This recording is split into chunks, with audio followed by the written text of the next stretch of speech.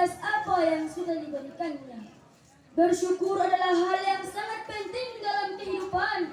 Tanpa adanya syukur dalam diri kita, kita tidak akan merasa nyaman untuk meniti kehidupan.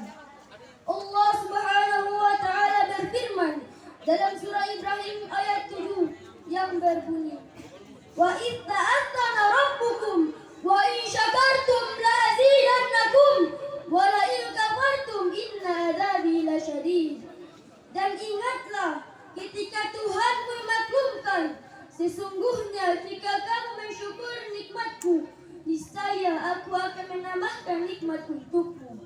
Tetapi jika kamu mengingkari nikmatku, niscaya pasti azabku sangatlah pedih.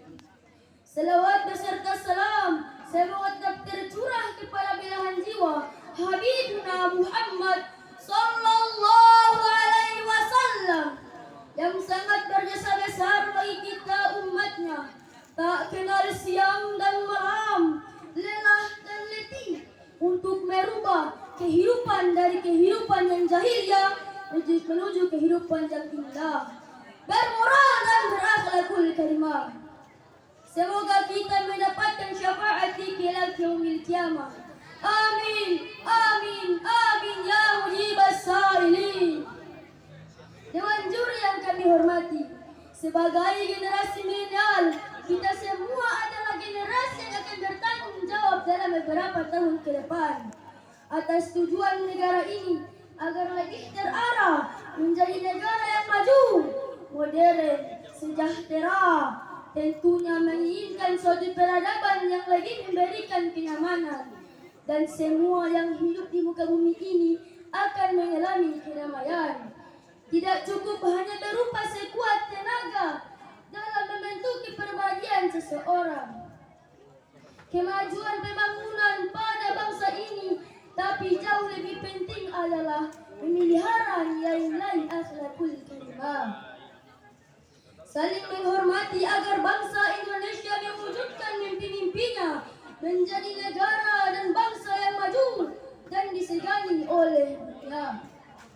Terkadang masih terpolarisasi dan sering mengalami situasi sulit di mana adanya opini masyarakat terlihat jelas dengan tidak adanya kesepakatan apa yang dilakukan oleh pentingnya pemahaman perilaku beragama.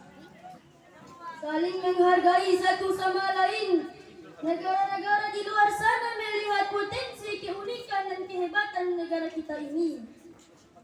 Tapi di sisi lain, sampai detik ini kita masih sering berkelahi dan menjatuhkan satu sama lain hanya karena perbedaan ras, suku dan agama. Bagi kami, generasi yang masih duduk di bangku madrasah, secara pribadi hal tersebut sungguh ironis. Bukankah moto negara ini Bhinneka Tunggal Ika, yaitu berbeda tapi satu? Tapi mengapa walaupun dalam potensi negara yang begitu memeluk perbedaan dan toleransi, tetap saja sering menjadi konflik antar umat beragama?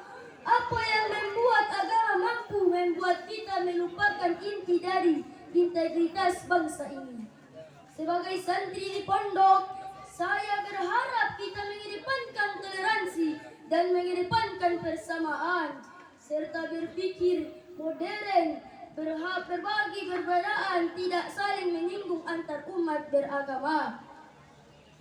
Sampai detik ini, bahwa agama itu sudah sempurna, tidak lagi dimoderasi, tapi yang harus kita pikirkan adalah memoderasi cara kita beragama agar mampu apa yang dikatakan oleh salah satu filsafat paling terpercaya sepanjang masa. Dia mengatakan manusia adalah makhluk yang terbatas, sedangkan Tuhan adalah sosok yang tidak terbatas. Oleh karena itu, sebagaimana kita sebagai makhluk yang terbatas merasa punya kemampuan untuk mengerti sesuatu yang jauh di luar kapasitas kita. Orang-orang terjebak dalam cara berpikir mereka telah memanusiakan Tuhan. Inilah yang akhirnya seringkali berubah menjadi sifat radikal. Mungkin kita sepakat bahwa yang akhirnya sering berubah menjadi sifat radikal. Masyarakat kita sekarang adalah mengatasnamakan Tuhan dan kepentingan pribadi, menyesatkan generasi bangsa dan prinsip hidup yang sebenarnya tidak ada dalam kitab suci agama. Kami di madrasah diberikan banyak pelajaran tentang arti kemajemukan, arti perbedaan, dan arti sikap toleran. Kesempatan memahami segala keindahan setiap agama. Demikian pidato singkat yang dapat saya sampaikan. Atas kekurangannya mohon dimaafkan. Wallahul muwaffiq wal hadi ila sabilir rasyad.